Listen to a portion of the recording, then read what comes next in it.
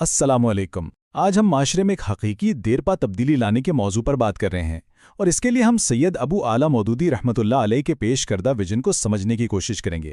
ایک ایسا لائحہ عمل جو فرد کی سوچ سے شروع ہوتا ہے اور ریاست کی اصلاح تک جاتا ہے۔ تو آئیے اس سفر کا آغاز کرتے ہیں۔ تو سب سے بنیادی سوال یہی ہے، آخر معاشرے میں حقیقی تبدیلی آتی کیسے ہے؟ مطلب کوئی ایسی تبدیلی جو صرف دکھاوا نہ ہو، بلکہ جس کی جڑیں گہری ہوں اور جو وقت کے ساتھ ختم نہ ہو جائے۔ یہ وہ سوال ہے جو ہم میں سے ہر اس شخص کے ذہن میں آتا ہے جو اپنے ارد گرد کے حالات کو بہتر دیکھنا چاہتا ہے۔ اچھا، تو اس حکمت عملی کو سمجھنے کے لیے ہم اسے 4 بڑے قدموں میں دیکھیں گے۔ ہمارا سفر شروع ہوگا افکار کی پاکیزگی سے، پھر ہم دیکھیں گے کہ نیک افراد کو کیسے منظم کیا جاتا ہے، اس کے بعد معاشرے کی اصلاح کا مرحلہ آئے گا، اور آخر میں ہم دیکھیں گے کہ نظام حکومت کی تبدیلی اس سب کا ایک قدرتی نتیجہ کیسے بنتی ہے۔ تو چلیں سب سے پہلے اس لائحہ عمل کی بنیاد کو سمجھتے ہیں۔ آخر اس کا بنیادی خیال کیا ہے اور یہ اتنا اہم کیوں ہے؟ دیکھیں، یہ کوئی افراتفری یا جذبات پر مبنی کوشش نہیں ہے، بلکہ یہ ایک بہت ہی سوچا سمجھا ایک منظم فریم ورک ہے۔ اس کی خاص بات یہ ہے کہ اس کا آغاز انسان کے اندر سے، یعنی اس کی سوچ اور نظریات سے ہوتا ہے، اور اس کی منزل معاشرے کے باہر، یعنی حکومت اور ریاست کے نظام تک ہے۔ تو یہ آپ کہہ لیں کہ اندر سے باہر کی طرف تبدیلی کا ایک مکمل روڈ میپ ہے۔ تو اس بڑے سفر کا سب سے پہلا قدم کیا ہے؟ وہ ہے افکار کی تطہیر اور تعمیر، کیونکہ سید مودودی کے نزدیک ہر بڑی اور حقیقی تبدیلی کی ابتدا ایک خیال سے، ایک سوچ سے ہوتی ہے۔ یہ بات کتنی گہری ہے نا؟ مطلب عمل بدلنے سے کہیں پہلے سوچ کو، نظریات کو بدلنا ضروری ہے۔ اگر ذہن کی زمین ہی ٹھیک نہیں ہوگی تو اس پر اچھے عمل کا پودا بھلا کیسے اگ سکتا ہے؟ اس فکری اصلاح کے عمل کے آپ کہہ لیں کہ 3 اہم حصے ہیں۔ پہلا، ان تمام پرانی غیر اسلامی روایات اور فرسودہ خیالات کے جنگل کو صاف کرنا جو ہمارے ذہنوں میں جڑ پکڑ چکے ہیں۔ دوسرا، مغرب سے آنے والے علم اور تہذیب کی آنکھیں بند کر کے تقلید نہیں کرنی، بلکہ اس کا تنقیدی جائزہ لینا ہے کہ اس میں سے ہمارے لیے کیا اچھا ہے اور کیا نقصان دہ۔ اور پھر تیسرا، جب ذہن صاف ہو جائے تو اسلام کے مضبوط اور پائیدار اصولوں کی بنیاد پر ایک جدید اور صالح معاشرے کی تعمیر نو کرنی ہے۔ اچھا، جب سوچ کی بنیادیں سیدھی اور مضبوط ہو جائیں تو اگلا مرحلہ آتا ہے ان افراد کو اکٹھا کرنے کا جو اس سوچ کو عمل کی دنیا میں لے کر آئیں۔ بالکل، یہ بہت اہم نقطہ ہے۔ صرف کاغذ پر منصوبے بنا لینا یا اچھی باتیں کر دینا کافی نہیں ہوتا۔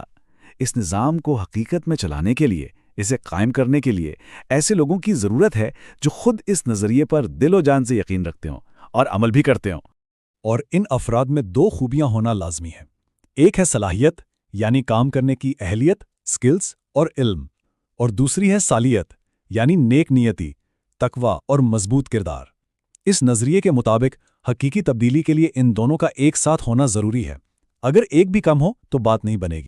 تو سوال یہ پیدا ہوتا ہے کہ آخر کن لوگوں کو منظم کیا جائے؟ تو اس کے لیے کچھ معیار ہیں۔ ہمیں ایسے لوگ چاہیے جو نظریاتی اور عملی دونوں طرح کی برائیوں سے پاک ہوں، جن کے اندر معاشرے کو بدلنے کی سچی تڑپ ہو، جو صرف باتیں نہ کریں بلکہ اپنا وقت، مال اور محنت قربان کرنے کے لیے بھی تیار ہوں، اور سب سے بڑھ کر جو کونے میں بیٹھ کر تنقید کرنے کے بجائے میدان عمل میں اترنے کا حوصلہ رکھتے ہوں۔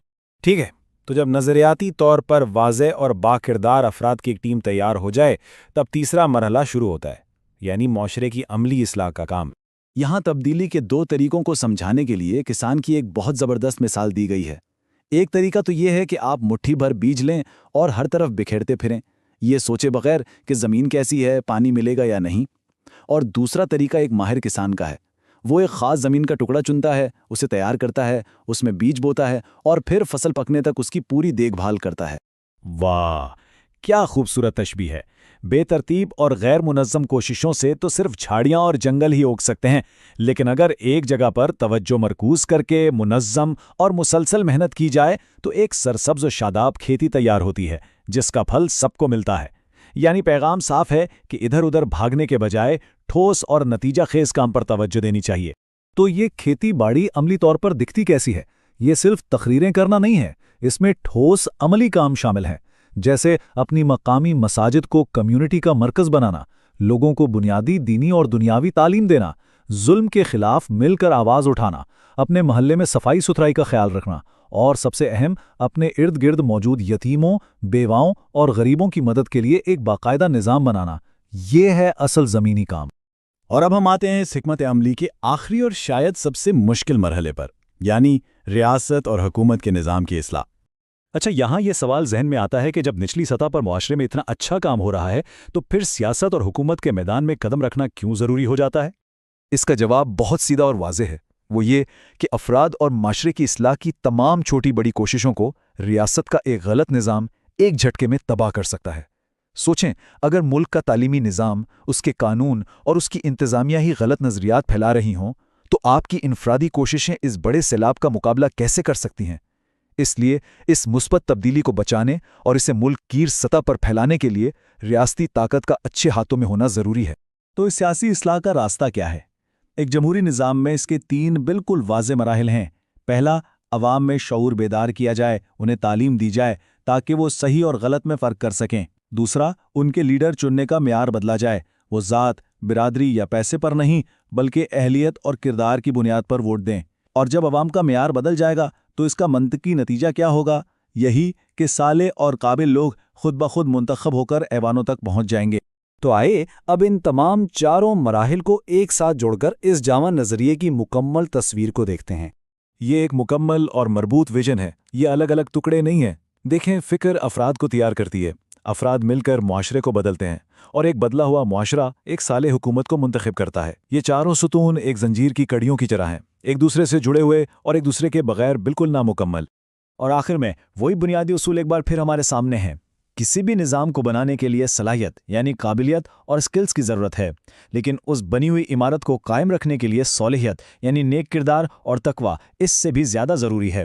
اہلیت کے بغیر تعمیر نہیں ہو سکتی اور کردار کے بغیر وہ تعمیر قائم نہیں رہ سکتی۔ تو یہ سارا تجزیہ ہمیں اس آخری اور بنیادی سوال پر لا کر چھوڑتا ہے، کیا فرد کی اپنی اصلاح کے بغیر معاشرے کی اجتماعی تبدیلی کا خواب کبھی پورا ہو سکتا ہے؟ یہ وہ سوال ہے جو اس پوری حکمت عملی کی روح ہے اور ہم سب کو اس پر گہرائی سے سوچنے کی دعوت دیتا ہے۔